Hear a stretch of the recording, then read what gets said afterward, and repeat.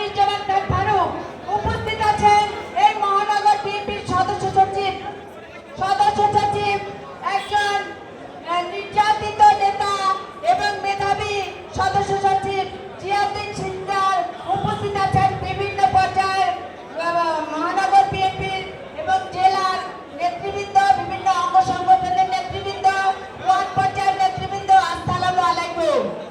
আমি আমার এই বক্তব্যের শুরুতেই এই বরিশাল ৫ আসনে অ্যাডভোকেট মুজিবুর রহমান সরোয়ার ভাইয়ের হাতে ধানের শীষ তুলে দেওয়ার জন্য পরম করুণাময় আল্লাহ তাআলার কাছে অশেষ কৃতজ্ঞতা ও শুকরিয়া জানাচ্ছি।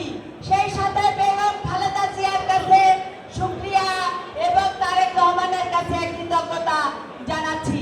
আমি একটা কথাই বলতে চাই, এই বিগত ১৭ বছর আন্দোলন সংগ্রামে ব্যক্তির চেয়ে দল বড়, দলের চেয়ে দেশ, ঐক্যবদ্ধভাবে আমরা এই ফ্যাসিস্ট হাসিনাকে এই দেশ থেকে বিতাড়িত করতে পেরেছি। সুতরাং আমাদের তারেক রহমান যে ধানের শীষ তুলে দিয়েছে, সেই অ্যাডভোকেট মুজিবুর রহমান সরোয়ারের বিজয় আমরা ছিনিয়ে আনবই।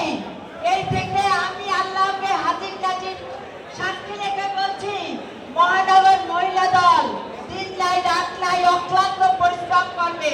যতদিনে ধানের শীষের বিজয় না পাবো আমরা ঘরে ফিরে যাব না।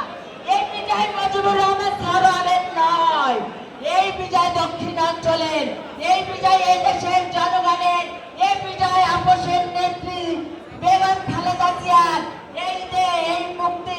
এই মুক্তি হচ্ছে তারেক রহমানের। সুতরাং আমরা এভাবে যদি বিজয় ঘোষণা করে আমরা সংসদে সরকার গঠন করতে পারি, তাহলে আমরা আমাদের রাষ্ট্রনায়ক জনাব জিয়াউর রহমানের আশা আকাঙ্ক্ষা পূরণ করে নতুন বাংলাদেশ তৈরি করতে পারবো।